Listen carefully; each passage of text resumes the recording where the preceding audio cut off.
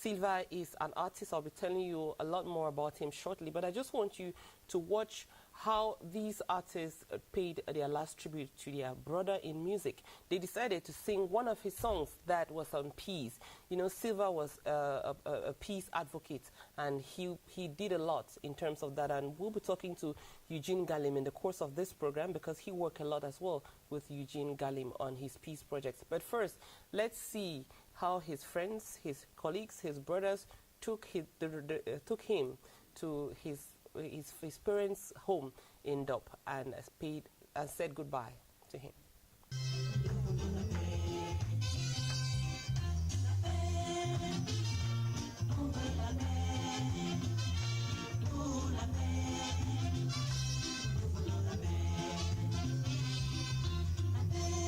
Everybody,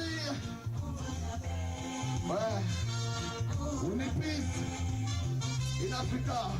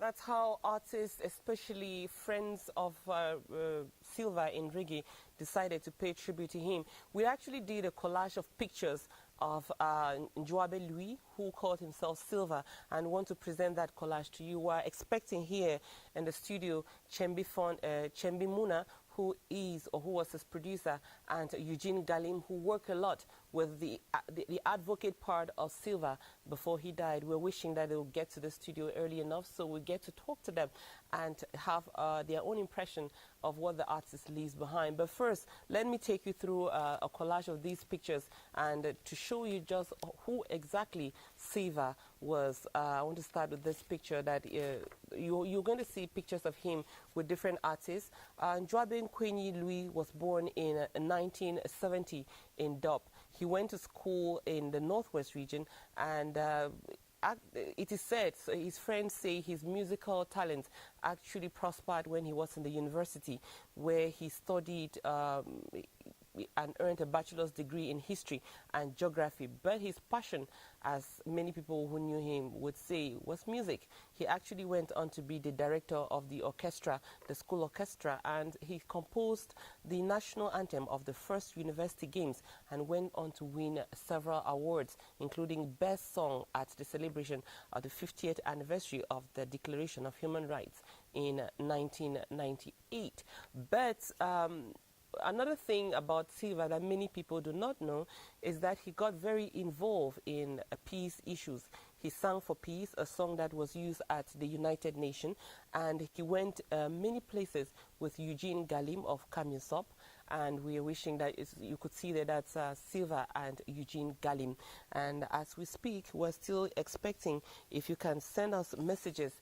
If you knew Silva, if you remember him, if you enjoyed his song like we did, you want to send a word to 667479043 so that we can let his friends, his family, and those who knew him to know that a great man lived and a great man died. But of course, just a moment as well as I'm talking about Silva, it's a moment for me to remind you that on Thursday we are going to be also remembering somebody who is a reggae icon. Some people will call him the father of reggae. We're talking about Bob Marley. He died on an 11th of May 1981, many years down the line. We choose to make this week a week of reggae. Today we talk about Silva, and on Thursday we talk about Bob Marley. If you have thoughts for any of them, then you should feel free to text us and we'll share them with the rest of the world. I think we're going to have a small song and then we'll talk just after.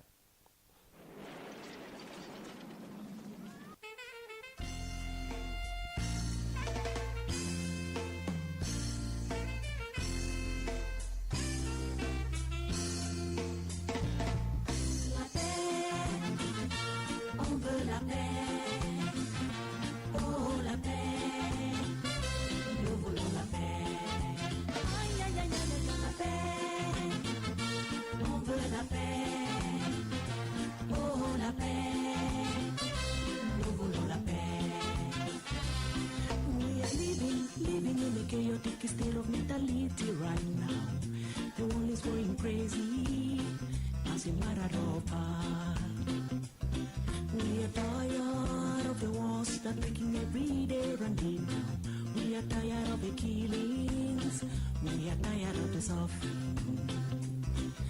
The time has come for us to say no, no, no, no. Remember that we are one in the eyes of the mighty. Ay, ay, ay, ay, ay, la paix, on veut la paix, oh la paix, nous voulons la paix, on veut la paix, oh la paix. That's the song from Silva, We Would Need Peace. And we'll probably get more of that song after the news. But as I was talking to you, Chembi Muna is here with Eugene Galim. These are people who work closely with Silva. Chembi, you were his manager. Good morning. Good morning. Thank you so much for being here. My pleasure. All right. We're just going to go very quickly there because we are almost at news time. But tell me, in a few words, how would you describe Silva?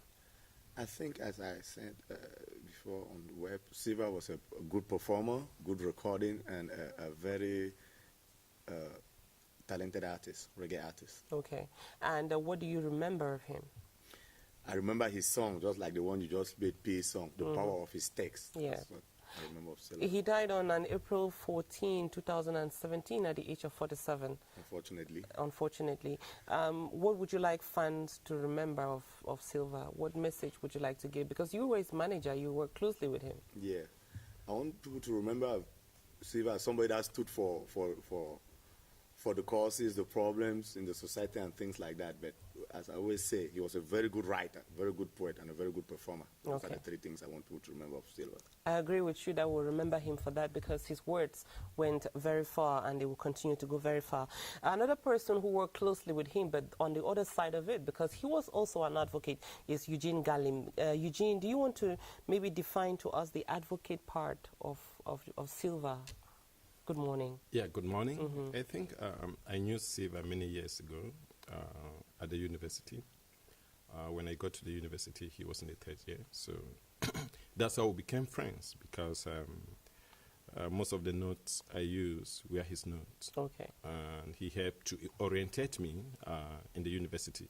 And then later in the years, we discovered Silva in the Yaoundé Music Club.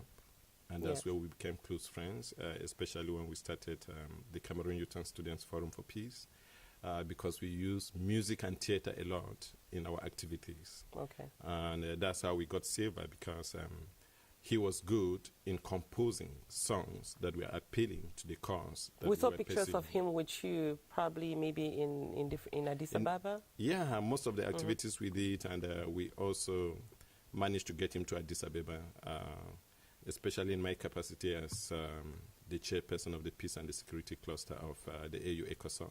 Okay. We were able to get Silva to Addis Ababa to perform in front of the panel of the wise. The panel of the wise, these are great minds in Africa, appointed by head of state to handle issues on peace and conflict and to report back to the head of state. And so Silva had the opportunity of performing in front of them.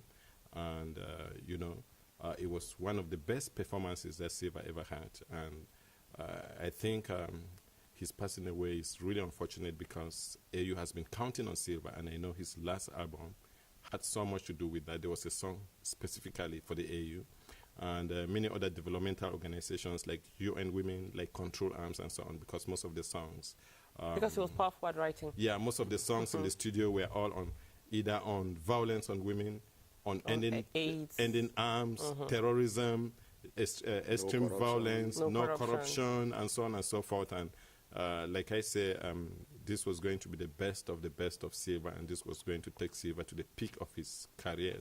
They say God takes only the best, and I as a Christian, I believe that. So any final word, if you had a chance to say something to his fans, his family, and people like you who were close to him, what would you say? I think Silva lives forever. We happen to have been part of the funeral ceremony. Yes, we saw images here. In the village, and I couldn't imagine the crowd that Silva pulled. I couldn't imagine. I think even his family couldn't imagine how popular Silva was. Okay. And we regret that he's gone, but I think he lives forever.